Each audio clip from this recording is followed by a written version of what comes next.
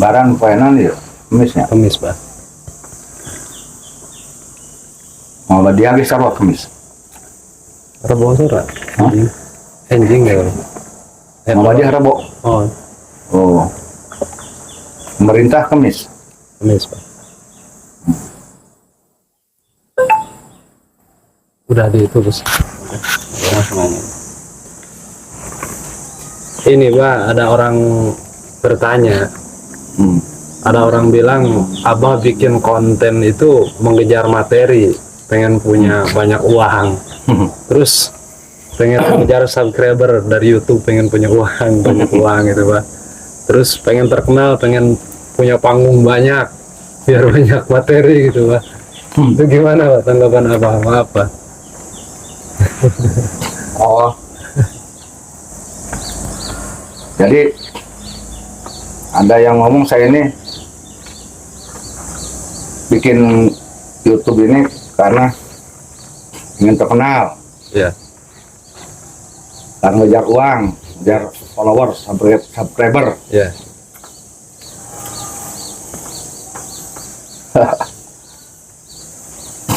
Itu masih silakan mau percaya atau mau tidak terserah. Itu salah semuanya juga. Insya Allah salah. Disebut mengejar uang, sampai detik ini saya belum pernah menerima sepeser pun tuh penghasilan dari YouTube. Dan saya tidak pernah menganjurkan kepada siapapun dalam video saya untuk subscriber. Nggak ada. Kemudian disebut pengen masyhur. Kalau saya ini pengen masyhur, mungkin sejak pertama kali YouTube muncul, saya udah bikin YouTube. Dan bagi saya, mau percaya mau tidak, sebodoh ini mah. Kemasyhuran itu bahkan bisa membuat kita menjadi sibuk, menjadi lelah, tidak bebas bergerak.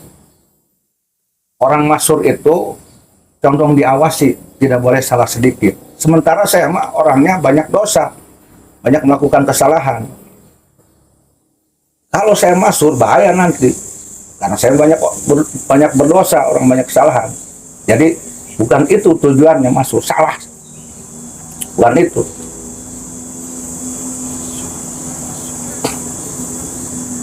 Apalagi kalau umpamanya saya ini bikin YouTube nyari panggung. Panggung yang dimaksud apa? Ingin dipanggil-panggil jadi penceramah, jadi dai. Untuk tujuannya apa? Jadi dai itu nyari duit. Justru saya berapa kali menolak untuk dipanggil ceramah. Pertama, tidak bisa. Yang kedua, malu. Malu ke ulama-ulama setempat. Barangkali saya ceramah, ada yang lebih tinggi, lebih paham ilmunya daripada saya. Jangankan oleh ulama, oleh santai aja, terkadang mungkin ilmu saya tidak ada apa-apanya. Jadi bukan untuk itu. Kalau untuk pengen panggung ceramah-ceramah dipanggil terkenal, untuk apa menggunakan YouTube? Kan ada ilmunya agar kita bisa ngetop. Ada ilmu hikmat yang dibaca. Dulu juga ulama-ulama yang ahli ceramah tidak menggunakan YouTube, bisa masuk, dan itu bisa digunakan. Kalau memang tujuannya untuk nyari panggung, ngapain juga nyari panggung? Insya Allah tanpa ada panggung pun kehidupan kita dijamin oleh Allah Ta'ala. Nggak ada dikurangi, alhamdulillah. Jadi salah itu. Salah besar. Saya ini kan muncul di YouTube ini hanya tahun-tahun kemarin. Itu pun karena mereaksi salah satu yang paling utama itu adanya seorang Gus Baidowi dipersekusi di bulan puasa. Dan saya iseng-iseng melihat YouTube, ada Gus Boydawi yang dipersekusi. Nah, saya tidak terima. Kok bulan puasa masih ada orang yang mempersekusi? Kok zaman saya masih ada yang mempersekusi? Siapa yang mempersekusinya? Oknum-oknum yang dari sebuah ormas yang sudah dibubarkan. Nah, itu menurut saya tidak baik zaman sekarang. Karena dipandang oleh saya mempersekusi itu menghakimi diri sendiri, menekan orang untuk minta maaf, untuk mengakui kesalahan. Jadi yang mempersekusi itu ya sebagai hakim, ya sebagai eksekutor. Menurut saya ini tidak baik. Setelah itu hasil eksekusinya, hasil persekusinya itu ditayangkan di YouTube, mempermalukan orang tersebut. Kan ini kurang bagus. Nah, menurut saya ini kemungkaran. Ya, karena ini kemungkaran, saya kan juga diajarin oleh mereka-mereka yang berormas, amar ma'ruf nahi mungkar. Satu, ada juga yang mereka kuat-kuat tentang hadis. Jika engkau melihat kemungkaran, maka rubah dengan tanganmu, dengan lisanmu, dengan hatimu. Saya melihat persekusi ini kemungkaran. Maka saya gunakan apa yang mereka keluarkan, oknum-oknum ormas yang katanya hebat, besar di Indonesia. Mereka begitu. Amar ma'ruf nahi mungkar. Kalau kau melihat kemungkaran, maka rubahlah dengan tanganmu, dengan lisanmu, dengan hatimu. Nah, saya melaksanakan mereka. Paham mereka. Saya praktekkan terhadap mereka yang mempersekusi di bulan puasa. Kan kurang bagus. Bulan puasa yang mestinya merekatkan persaudaraan, ini mempersekusi orang. Di bulan puasa mestinya baik-baik, ini menghina-menghina orang. Maka ini mungkin menurut saya. Maka saya berbicara kemarin, di tahun kemarin, bulan puasa itu. Ya, di bulan puasa itu momen untuk melaksanakan ma'ruf dan untuk mencegah mungkar. Maka saya laksanakan, maka muncullah saya di YouTube itu. Itu persoalannya. Nggak ada tujuan lain. Nggak ada. Kalau mau percaya, kalau mereka hatinya kotor, mau sudon, ya tanggung jawab mereka total. Yang jelas faktanya seperti itu.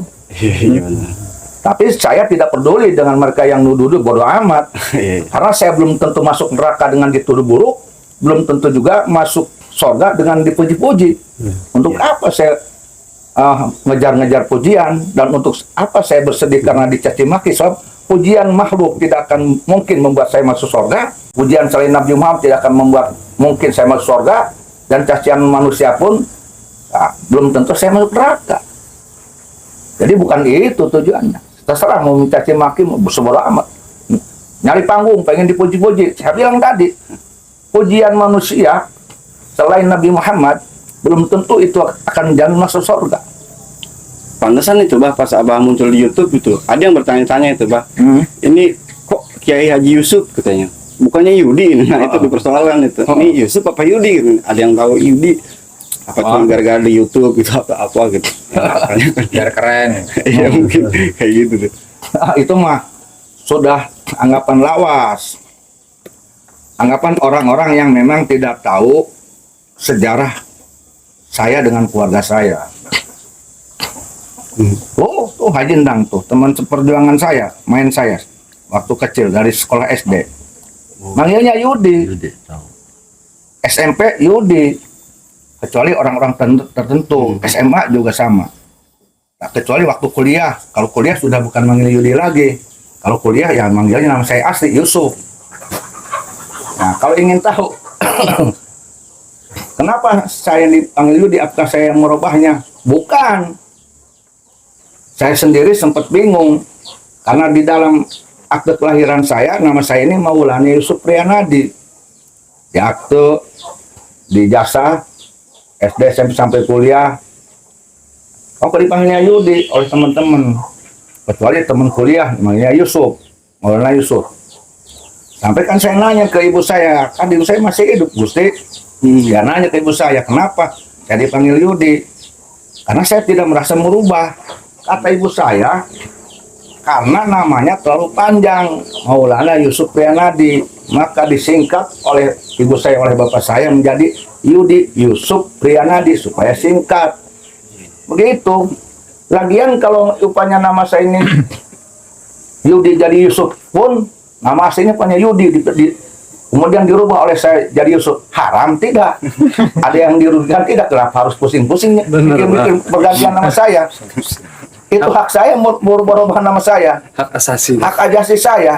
Iya. Makanya saya bertanya ke orang-orang yang permasalahkan nama saya Yudi jadi Yusuf itu, saya bertanya hatinya bagaimana itu? Kan nggak diharamkan oleh agama merubah nama dan tidak dilarang oleh negara. Kenapa ini seperti tendensi seperti nyinyir kan? Perlu dipertanyakan itu keadaan hatinya. Ada apa? Ya kan? Iya. Yudi itu lakob. Nabi Muhammad punya lakob, wali-wali punya lakob. Sultan Maulana Hasanuddin nama aslinya Pangeran Sabakingkin. Kemudian lakobnya Hasanuddin.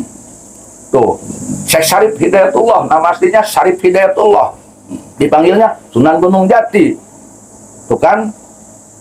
Tuh, Syarif Abdullah. Punya lakob Syekh Datuk Kafi, Syekh Nurjati.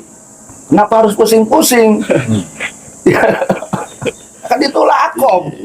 Kenapa kok dipersoalkan? Nah ini nih orang-orang yang mempersoalkan ini harus udah tahu lah kondisi kejiwaannya. Iya. Nggak usah dibahas lagi. Ada sesuatu dalam hati. Udah punya gitu aja. Perlu bertanyakan keadaan hatinya orang tersebut. Yang jelas nama saya umpamanya sekalipun nama saya tadinya Yudi saya ganti jadi Yusuf pun ada yang dirugikan tidak oleh dirubahnya nama saya. Ngarang aja.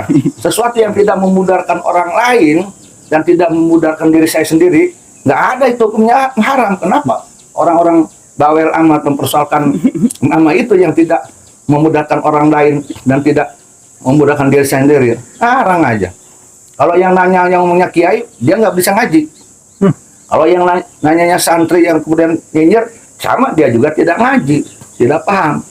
Itu ya Gus. Nggak penting juga sebenarnya. Ngapain?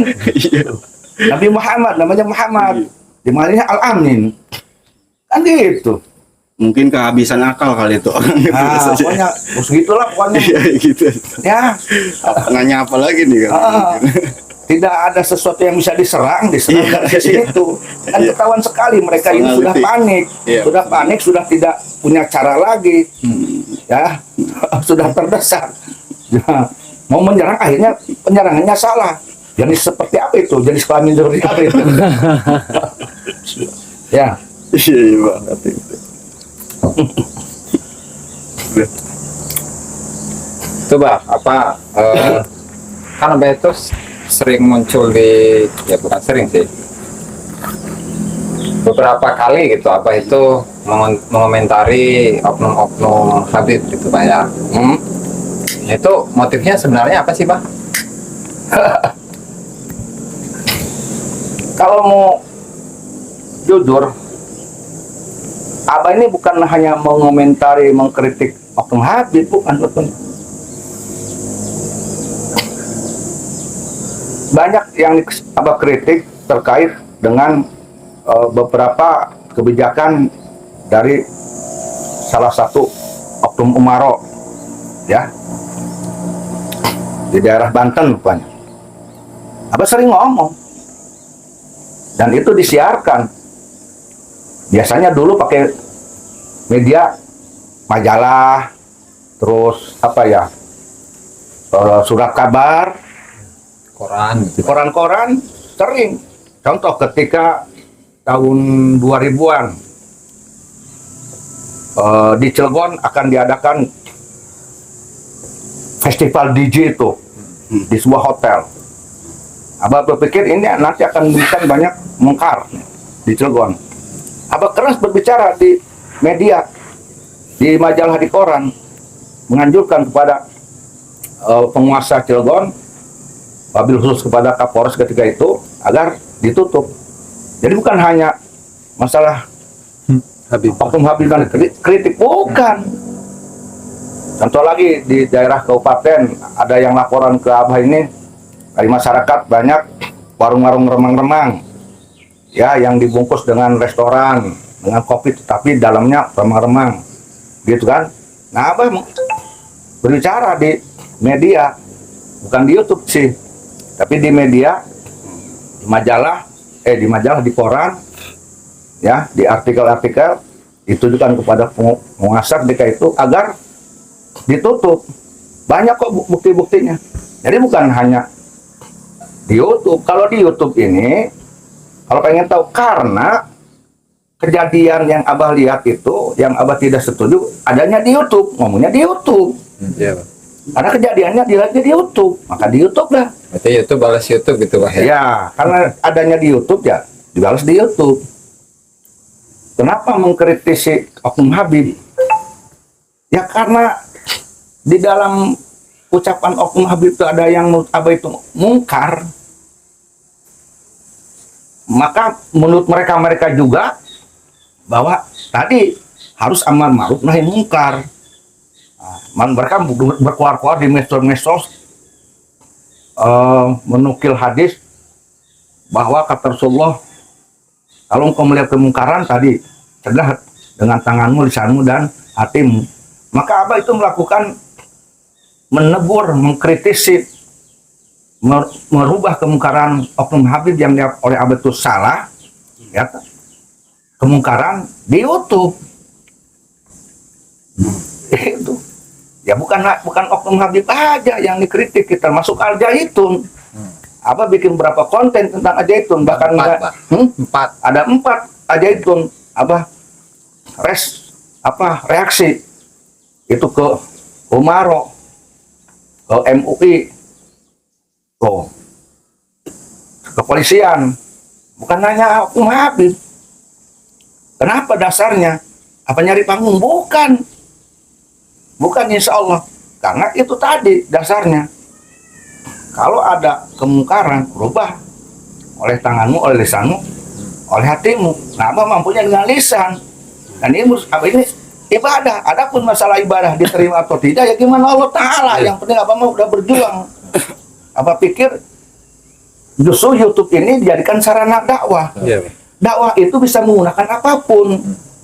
Ini harus diketahui nih, Gusti nih. Harus melek nih otak. Siapa yang tidak menerima dakwahnya Wali Songo? Ya kan? Emang Wali Songo dakwahnya zaman sekarang seperti Oknum Habib, diundang-undang ceramah, di panggung-panggung pakai mic, pulangnya dikasih ongkos. Iya. Enggak lah.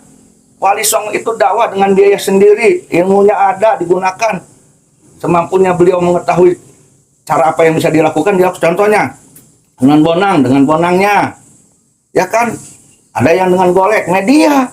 Maka YouTube ini justru harus dijadikan media dakwah bagi orang-orang yang mengerti. Iya. Ini adalah analogi sebagai media bonang, media golek.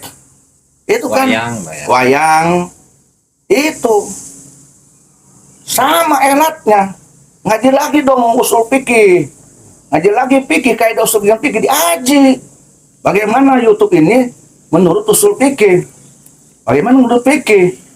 Nah, ini bisa dijadikan sebuah alat dakwah, jadi alat dakwah boleh. Nah, gimana nih ada oknum yang katanya ngaku Oknum Habib, pintar ngaji, oknum ulama, pintar ngaji, oknum kiai, oknum ngaji, nggak bisa ngaji tentang peradaban baru. Ini kan peradaban baru. Bagaimana menurut sudut pandang usul fikih di YouTube? Bagaimana di YouTube menurut pandangan fikih? Diaji dong. Ngaji itu bukan hanya tekstual, ya, dipelajari lagi, peradaban yang dibaca. Yang penting di situ ada dasar hukum.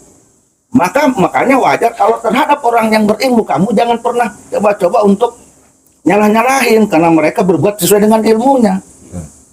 Jadi kan Wali Songo itu dakwah mengislamkan orang Hindu dengan golek, ya kan? Dengan kekerasan. Dengan bonang, iya. Media itu namanya. Nah, apa salahnya kalau Abah menggunakan YouTube ini untuk media dakwah daripada digunakan YouTube ini, TikTok, ya, dan yang lainnya digunakan oleh orang-orang yang tidak berilmu, oleh orang yang mungkar. Di situ dibikin konten porno, konten menghasut orang, konten-konten yang merusak negara Republik Indonesia, menyebarkan paham-paham buruk, menyebarkan paham Wahabi, menyebarkan paham HTI, menyebarkan paham teroris, arogansi, paham-paham hoax disebar-sebarkan lewat YouTube. Ini kan berbahaya. Lebih baik digunakan oleh kita yang mengerti bahwa media ini bisa dijadikan alat dakwah. Ngaji lagi dong. Dikemanakan tuh ngaji usul fikihnya? Berarti itu Pak, Islam itu menerima modernisasi global ya? Menerima sepanjang itu manfaat untuk dakwah yang mendekatkan diri dakwahnya kepada Allah, itu sahih. Ada dakwah yang dengan dakwahnya makin dekat dengan Allah, ada dai yang dengan dakwahnya makin dekat dengan Allah, ada oknum dai mereka dakwah masyhur terkenal di mana, tapi bukan makin dekat dengan Allah, makin jauh dari Allah Ta'ala. Banyak. Makanya tidak boleh kita menilai sembarangan orang, menjustifikasi orang. Itu loh. Paham? Piraku santri Al Mubarak bisa ngajen gitu-gitu aja. Dipiringkeun paling pecin lagi oge. Nyanyi dipiringkeun pecin deui. anu nyanyi, anu komentar. Nanti Apakah boleh seorang mursyid itu membuat konten atau yang lainnya gitu, YouTube? terus Tanya mursyid. Katanya mursyid. Kan biasanya apa, zikiran doang, Pikiran saya katanya dikira Allah ngaji. Terus apakah boleh kita ini apa nahi mungkar dibalas dengan mungkar seperti mereka gitu? Apa dibolehkan? Setiap membatas kemungkaran dengan kemungkaran, kata mereka boleh kan? Benar jadi- apa tidak? jadi mungkar itu harus dibalasnya dengan ma'ruf itu. Mungkar dengan mungkar ya mah. Apa dibolehkan seperti itu? Ini udah ketahuan yang nanyanya, kualitas keilmuan juga ketahuan. Orang yang nanya seperti itu, ya, sama dengan orang yang menampakkan kebodohannya. Gitu loh Haji Endang. Ya, sebab orang yang pinter, orang yang mengerti tentang tarekat, tentang mursyid, tidak akan menanyakan itu. Orang yang menanyakan tentang itu berkaitan dengan kemursidan dan tarekat, berarti orang yang belum move on ilmunya, Belum ngerti. belum mengerti. Kenapa sebabnya? Kan sudah dijelaskan dalam kitab-kitab tarekat, dalam kitab-kitab fikih juga. Dasar manusia itu siapapun dia, mau ahli tarekat, mau ahli fikih, mau ulama, mau orang biasa, mau umaro atau bukan, dasarnya apa? Tanpa linas, bermanfaat kepada manusia. Begitu. Sebagus-bagusnya manusia kata Rasulullah adalah orang yang bermanfaat kepada manusia. Nah, itu pegang. Itu Rasulullah yang bicara. Sekarang ketika ada ahli tarekat, mursyid tarekat, kemudian dia dakwah dengan YouTube, ya, kalau natijahnya itu manfaat pada manusia, apa haram?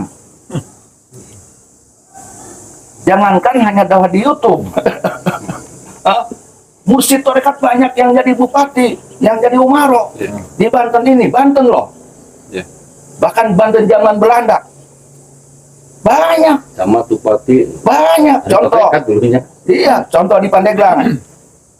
Kiai Haji Bagus Abdul Halim, Guru Abu Yadimiyati ya. ya, gurunya Syekhun Al-Mukarram Al-Alim Alamah Abu Yadimiyati Cidahu.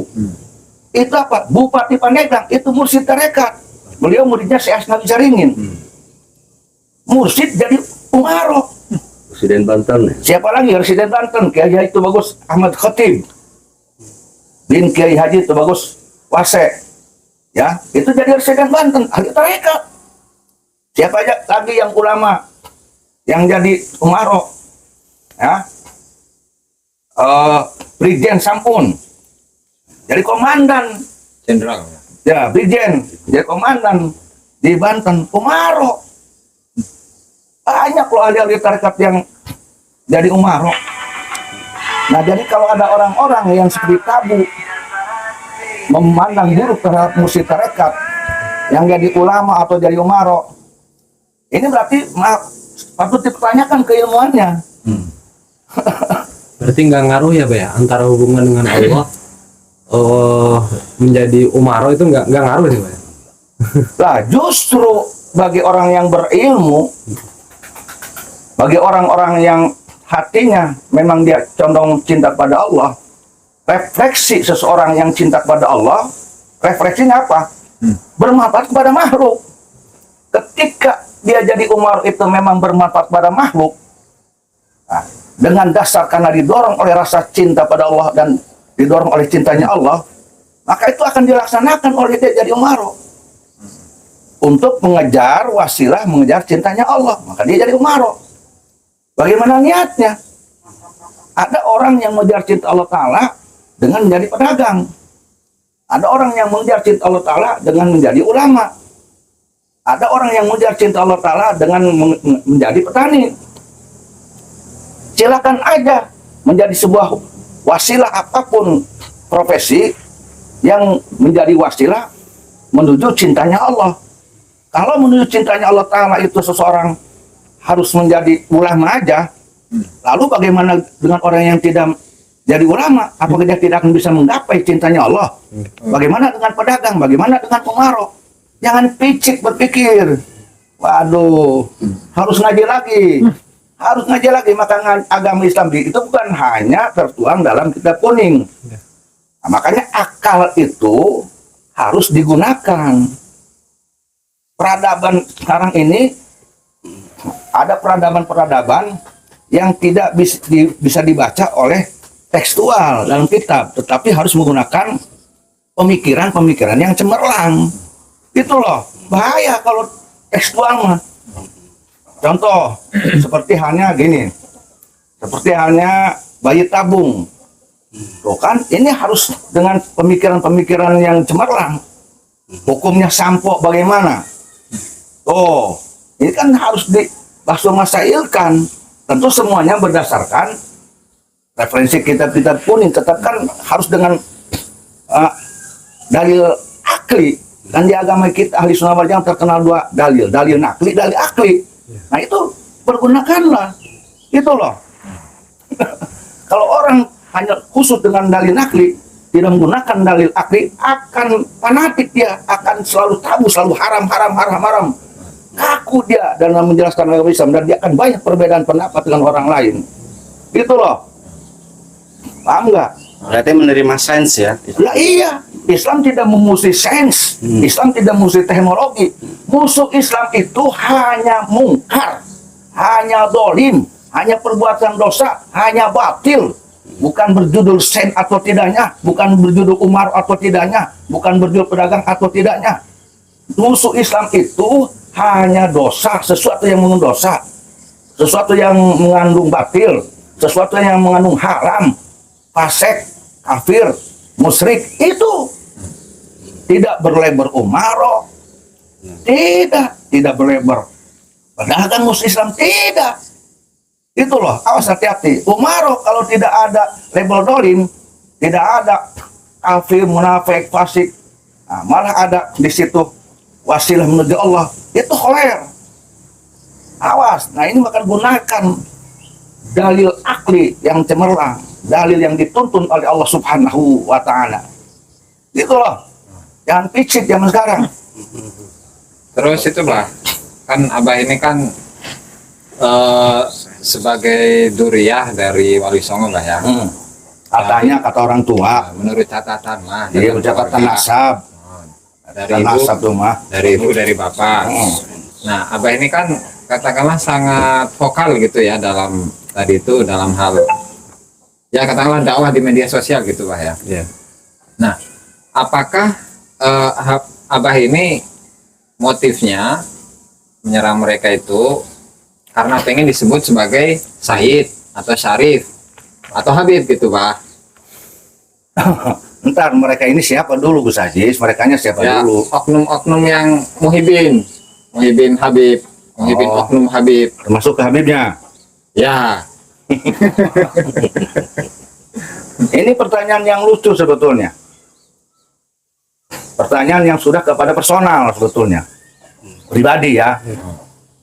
Tapi karena memang kebanyakan ini sekarang ini doyan-doyannya oknum-oknum netizen ini menyerang personal, tidak lagi ilmiah. Ya, oke dibahas nih. Gus Aziz, jujur aja. Wallahu a'lam bishawab nih.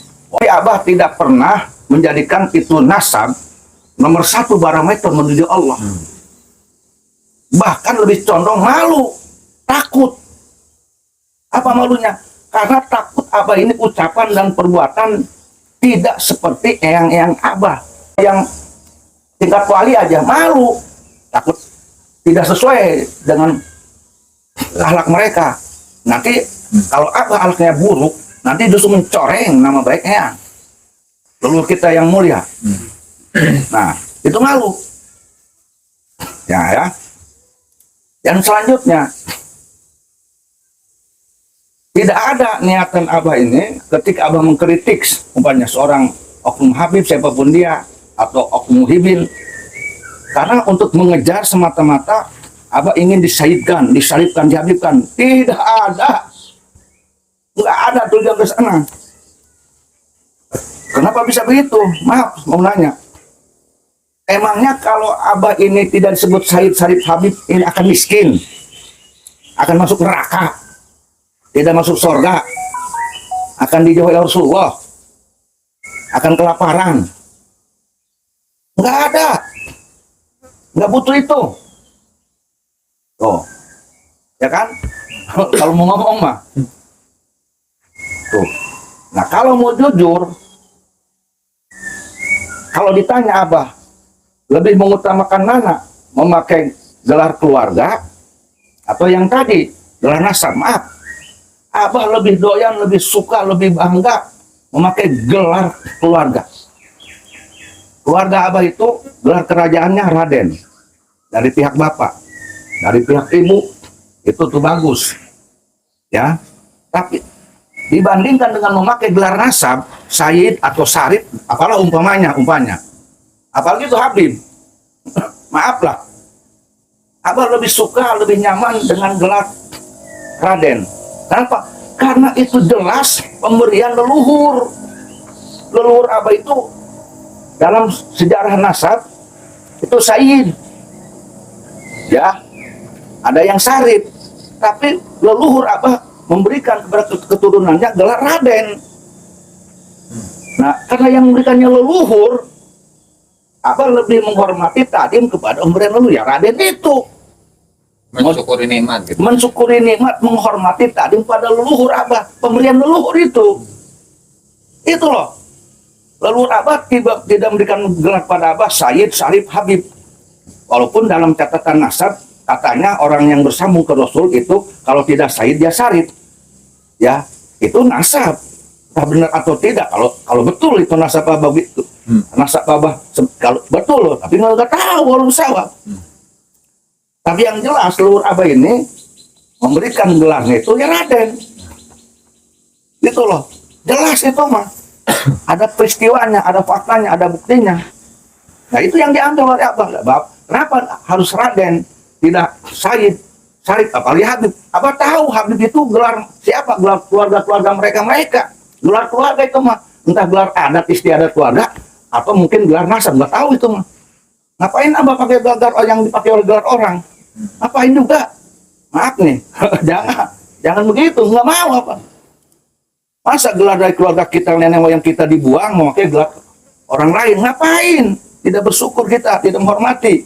Kita lahirnya dari rahim, dari orang tua yang bergelar Raden, kok pakai gelar yang tidak melahirkan kita, ngapain juga? Lalu apa bangga disebut Habib? Bangga disebut Sayyid Syarif? Maaf nih, bukan menghina, tidak. Ini bicara bangga dan tidaknya ya. Bagi Abah tidak bangga kok. Nggak pernah secuil pun Abah pengen disebut Habib, jujur aja. Bahkan Abah sering ngomong ke saudara-saudara Abah, kamu jangan coba-coba memakai gelar Habib, jangan. Hargai eyang kita yang sudah memberimu gelar. Eyangmu memberimu gelar itu bagus, pakai itu. Dan itu jelas ciri khas keluarga kamu. Jangan hilangkan ciri khas keluarga, ciri khas kerajaan. Begitu ke saudara saya yang nasab yang lain, yang eyangnya memberikan Raden juga sama. Kamu harus bangga dengan gelar Raden. Jangan ingin merubah menjadi Habib. Sekalipun kau berhak Sayyid Syarif, jangan dipakai itu gelar nasab. khawatir kamu nak malu-maluin Rasulullah Muhammad SAW, maka gelar nasab tersebut. Karena ketika gelar nasab Sayyid dipakai, maka di pundakmu itu ada Nabi Muhammad SAW. Dalam ucapanmu itu bertanggung jawab kepada Nabi Muhammad, perbuatanmu bertanggung jawab kepada Nabi Muhammad, hatimu bertanggung jawab kepada Nabi Muhammad SAW. Ketika lidahmu, hatimu, perbuatanmu bertolak belakang dengan Nabi Muhammad karena gelar nasabmu yang kepada Rasul, maka kamu harus bertanggung jawab kepada Rasul Muhammad SAW. Dan itu bukan lagi mengagungkan Rasul, tapi kamu sudah melecehkan Rasul Muhammad SAW, membuat Rasulullah nama baiknya tercemar. Itulah.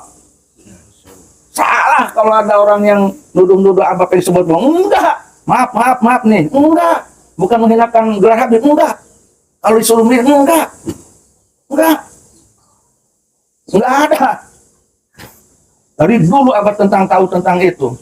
Jangankan ke gelar Habibnya, mohon maaf nih, maaf, ke oknum Habibnya pun, ke orangnya belum pernah Bapak takdim, kecuali oknum Habib yang berakhlak, yang tawadu, yang ramah dalam dakwah maupun dalam kehidupan syar'i, baru Abu hormat. Bukan karena Habibnya, bukan karena yang ngaku-ngaku durian Rasul, bukan.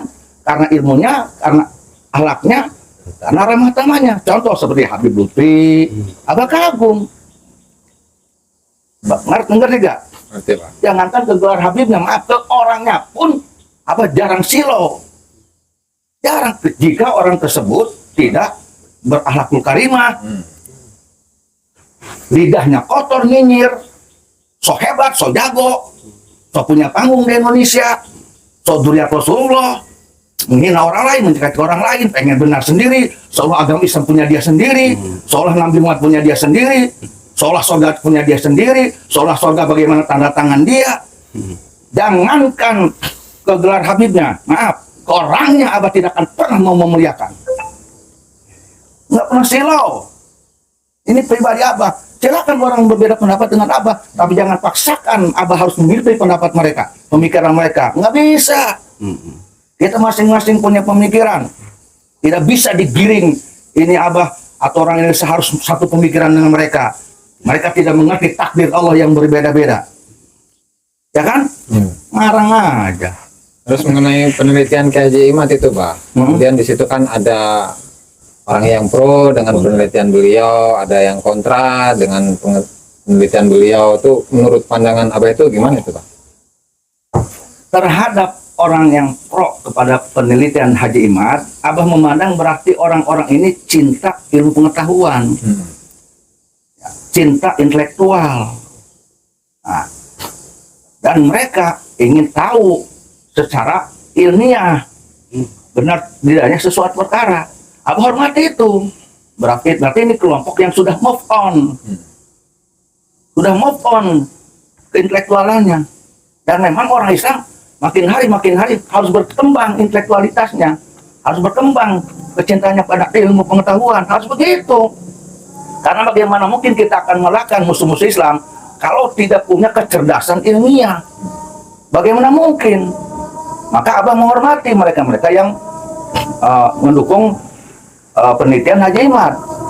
Mereka orang-orang berpendidikan berarti yang sudah move on mereka. Kalau mereka ahli kitab, ulama yang sudah menggunakan cakrawala fikirnya, cakrawala pengetahuannya, intelektualitasnya. Nah, bagi mereka-mereka yang mendukung orang-orang yang anti Haji Imad, apa memaklumi? Berarti pemikiran mereka baru sebatas itu, maklumi. Karena tidak semua orang itu punya intelektual yang sama, intelijennya yang sama, berbeda-beda. Silakan maklumi. Kita hanya bisa menilai, mungkin baru segitu mereka. Kita maklumi. Tapi bukan berarti Abah ini dengan mendukung terhadap yang mendukung Haji Imad atau memaklumi orang yang menolak Haji Imad, kemudian Abah akan diam. Tidak. Siapapun dia terhadap orang yang mendukung Haji Imad ataupun terhadap orang yang tidak mendukung Haji Imad, jika mereka dalam hal mendukung dan menolak Haji Imadnya, di situ ada unsur caci maki, menghina terang-terangan, jelas-jelasan menghina. Jujur aja, Abah tidak suka keduanya. Anda paham nggak? Jadi Abah yang tidak suka itu bukan masalah mendukung dan tidaknya Haji Imad. Ada dan tidaknya ketika mendukungnya cacian, hinaan, provokasi, hoax, fitnah. Begitu juga terhadap yang menolak Haji Imad. Ada tidak cacian, hinaan, palsu, dusta? Ada tidak? Nah itulah yang nanti Abah tidak suka. Kalau dalam mendukung dan tidaknya, monggo itu hak mereka. Secara hukum agama silahkan. Secara hukum negara juga, kenapa harus maksa-maksakan? Ada yang mendukung Haji Imad, negara tidak melarang-larang kok, bebas berpendapat. Begitu juga mereka yang menolak juga, mereka juga punya hak untuk menolak. Dan kita maklumi. Oh, paham nggak? Paham, Pak. Jadi intinya, Abah tidak akan suka terhadap siapapun yang baik terhadap Abah sendiri, jika dalam hal mendukungnya ada cacian, hinaan, palsu, dusta, provokasi. Begitu juga terhadap yang menolak ada hinaan, cacian, provokasi, ancaman-ancaman dan sebagainya. Itu yang Abah tidak suka. Paham nggak? Paham, Pak. Itu jelas kan? Jelas. Iyalah. Terus itu Pak, mengenai beberapa oknum muhibin gitu Pak ya, muhibin habaib. Nah itu mereka seolah-olah mengkultuskan oknum-oknum habaib yang mereka cintai gitu Pak. Artinya bagaimana kita menyikapi hal ini? Yang pertama, kita harus punya rasa kasihan ke mereka. Kasihan ke mereka. Mereka yang harus diselamatkan. Kenapa kasihannya? Ketika seseorang sudah kultus terhadap seseorang, maka dia akan mudah membenci terhadap orang lain yang berbeda dengan orang yang dikultuskannya. Dia akan mudah menjadi pembenci secara kejiwaan, psikologi, psikis. Nah, orang yang seperti itu punya penyakit kejiwaan mutabah. Kasihan. Nah, kenapa kasihan? Dia akan menderita. Dia akan berdosa. Maka sebagai sesama saudara muslim, kita harus menyelamatkan mereka. Dengan cara apa? Nasihati, tegur. Tuh. Supaya hilang untuk kultus individu, karena kultus individu itu sebuah hal yang buruk menurut pandangan Abah mah. Kan munculnya Syiah itu diantaranya kan Dia itu kan kultus.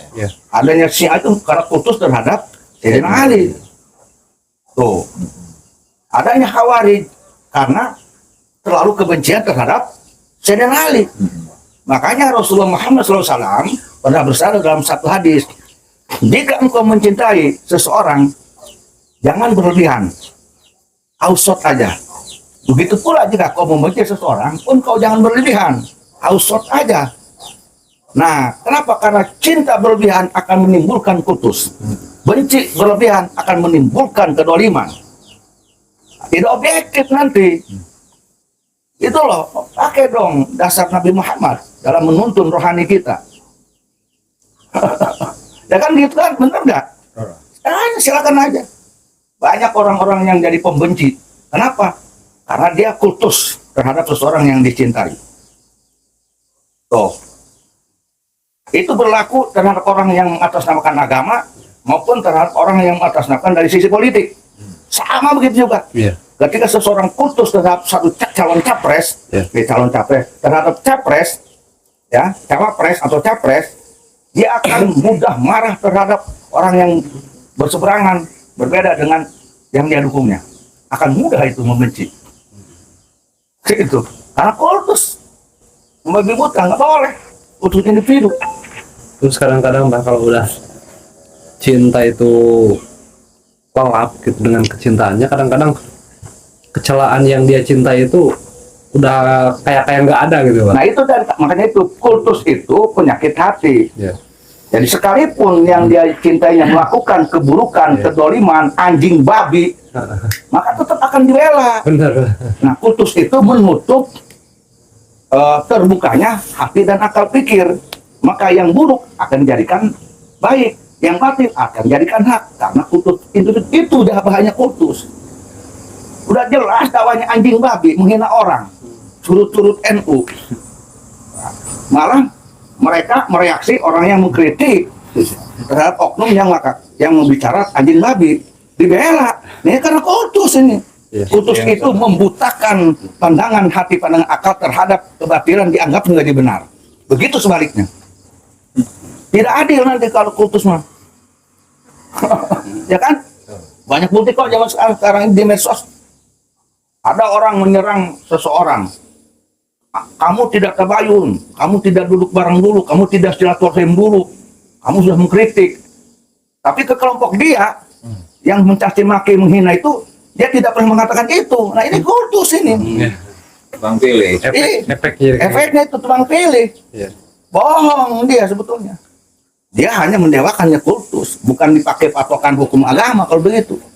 Tidak ada keadilan bagi orang yang kultus. Maaf nih. Ya kan gitu. Iya, Pak. Tebang pilih nantinya. Jadi kacau ini. Kacau lah tatanan keagamaan dan interaksi sosial nantinya. Mungkin belajar kuantitas dulu kali mereka. Betul. Betul. Kualitas. Kualitas dibelakangkan. Nah, kultus itu seperti itu. Kultus itu mendahulukan kuantitas, membelakangkan kualitas. Asal jamaah loba aja, Pak. Iya. Nah, mengenai kualitas sama kuantitas tuh, Pak. Dulu kan apa pernah pesantren. Cuman mungkin karena tadi ya dalam hal pakaian itu nggak waktu mudanya Abah gitu. Dari sisi pakaian itu nggak mencerminkan santri gitu, Pak. Nah, sehingga adalah orang yang mengkritisi bahwa, pesantren dari mana? Paling kayak apa tukang duduk di terminal gitu, Pak.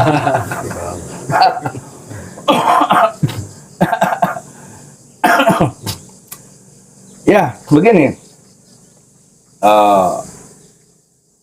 Abah ini memandang pakaian jujur aja tidak menjadi sebuah hal yang dinomorsatukan. Jujur aja. Pakaian yang bagus, yang indah, kalau menurut pandangan fikih itu tidak wajib, sunnah. Bersih ya. Ya. Maka ketika pakaian yang indah, yang bagus, penampilan santri ulama ketika masa kelihatan santrinya, bila mana berpengaruh kepada keadaan hati kita menjadi angkuh, sombong, dan akulah santri, akulah ulama. Kemudian dari kesombongan dia menghina orang. Maka kalau bagi Abah ini, maka Abah akan merubah pakaian tersebut menjadi pakaian yang sangat sederhana untuk menyelamatkan kondisi hati. Karena menyelamatkan jiwa kita dari ujub takabur, dari riya, dari ingin pamer, itu lebih wajib daripada sebuah pakaian yang hanya pakaian yang indah, hanya sebuah sunnah. Ngapain penuh menegakkan sunnah tetapi menghilangkan yang wajib? Hanya orang-orang yang bodoh yang mengagungkan itu. Tetapi yang paling utama memang benar, pakaiannya indah, hatinya pun indah. Seperti halnya Syekh Abil Hasan Ali Asyadili. Tapi siapa dulu? Siapa dulu? Semakin indah pakaiannya, semakin tawadu kepada Allah, semakin indah pakaiannya, semakin hormat kepada sama makhluk, semakin indah, semakin memuliakan yang wajib dimuliakan. Siapa dulu yang punya kolbu seperti itu? Maka Abah saat itu, saat nyantri, merasa kolbu Abah ini berantakan. Abah tidak ingin kolbu Abah ini berantakan hanya karena sebuah pakaian kesantrian. Maka Abah lebih baik ketika nyantri itu berpakaian seperti halnya orang lain. Pakai kaos, pakai blue jean. Untuk menyelamatkan kondisi hati. Gitu loh. Bahkan itu bukan hanya dilakukan waktu dulu, waktu pesantren. Tapi sampai sekarang pun Abah terkadang pakaiannya biasa aja. Untuk menyelamatkan kondisi hati. Karena Abah udah masak, tahu diri. Abah mah lemah. Imannya lemah. Oh. Maka Abah kagum terhadap orang-orang yang berpakaian bagus, pakai jubah, pakai udong imamah, wah, pakai wangi. Hebat. Karena mereka bisa menjaga hatinya dari sombong, dari takabur, dari dengan orang. Hebat.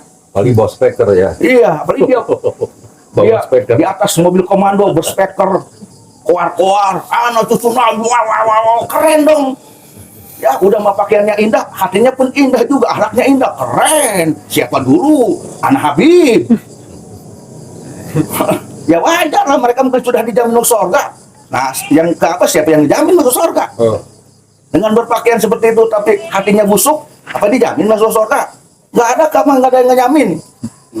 Makanya lebih baik berpakaian sederhana, tapi selamatlah hati kita. Gitu loh. Yang kemudian ketika dulu kenapa pesantrennya biasa-biasa aja, bergaul dengan biasa aja di terminal, apa? Pengen tahu nih. Gimana? Ya, maaf nih. Nauzumin dalik, tahadusan bini matilah. Ini saya buka. Ketika itu Abah ingin mencoba membunuh kesombongan. Tidak ingin sombong, tidak ingin angkuh. Abah ingin bergaul dengan siapapun seperti mereka. Ketika Abah bergaul di terminal, bergaul dengan bergaul dengan preman, Abah tidak ingin merasa lebih mulia daripada mereka. Abah ingin seperti mereka. Kondisinya sama. Abah bergaul dengan yang bertato, Abah tidak ingin merasa lebih tinggi. Abah ingin juga seperti mereka. Abah bergaul dengan calon-calon tukang ojek, Abah tidak ingin lebih tinggi daripada mereka. Bahkan sama dengan mereka. Itu sedang melatih diri. Gus Ajis kalau pengen tahu mah, Abah melatih diri itu. Agar Abah tidak sombong, juga takut. Karena Abah tahu, dulu itu Abah punya penyakit ujub takabur, sombong, riak. Dilatihnya harus seperti itu. Gitu loh. Latih diri kita. Melatih diri seperti itu. Bahkan Abah bukan hanya bergaul dengan orang-orang biasa, dengan orang yang cacat sekalipun bergaul. Yang cacat mukanya maaf, bergaul. Karena ingin tahu apakah saya ini merasa hina enggak. Gengsi enggak bergaul dengan orang yang cacat. Kalau merasa hina, berarti Abah ini hatinya belum tawadu. Itu fase pesantren itu ketika saya berpakaian seperti itu, fase melatih diri kalau pengen tahu mah. Fase melatih diri. Sekarang aja masih melatih diri kok. Maaf, bukan ujub kabur. Apa emang nggak bisa kita pakai udang-udang imamah yang bagus-bagus? Nongkrong-nongkrong pakai mobil-mobil? Bisa. Tapi terkadang Abah melatih diri. Dulu pernah melatih diri. Walaupun Abah punya mobil, anu-anu. Tapi terkadang Abah pakai mobil angkot loh.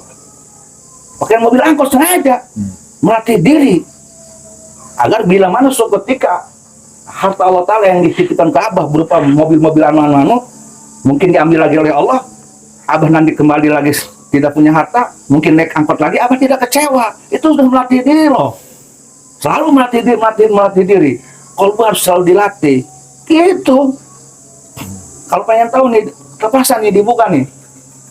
Berarti mujahadatun nafs gitu. Betul, gitu. Kan kalau oknum-oknum itu kan bilangnya itu perang, jihad kan gitu Pak. Sementara untuk mujahadatun nafs sendiri itu nggak tahu. Makanya maaf nih. Bagaimana mungkin Abah percaya pada orang-orang mujahidin, filah, jihad. Maaf, bagaimana mungkin Abah percaya dia itu mujahidin? Karena apa sebabnya? Karena yang jiwanya mujahidin bukan lidahnya. Yang jiwanya mujahidin, lidahnya tidak ada nar. Lidahnya tidak ada dosa. Perbuatannya tidak dosa. Mujahidin tidak mencaci maki orang. Mujahidin tidak nyebut bojok kodok. Mujahidin tidak nyebut gustur buta. Tidak ada itu mujahidin. Mujahidin lidahnya sorgawi. Perbuatannya sorgawi. Semuanya sorgawi. Tidak ada mujahidin yang lidahnya panas. Membuat panas hati orang lain. Bohong itu. Aku-akuan mujahidinnya. Sombong itu orang. Harus tobat itu orang. Nggak ada mujahidin yang kuat-kuat anak mujahidin. Mujahidin kelihatan walaupun dia tidak bicara mujahidin. Lidahnya sorgawi. Perbuatannya sorgawi. Dakwahnya sorgawi. Jangankan terhadap yang soleh. Terhadap orang yang dolim sekalipun. Menyejukkan. Gitu loh. Itu baru mujahidin. Mujahidin itu jaminannya surga. Bung. Apa surga bisa didapatkan dengan kemungkaran? Seperti tadi pertanyaan Haji Endang, apakah boleh mungkar dibalas mungkar? Ya nggak boleh lah. Nggak boleh lah.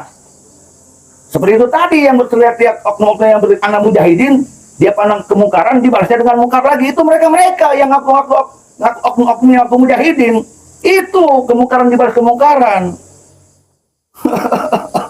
Paham nggak Haji Endang? Dijawab nih sekarang nih ya.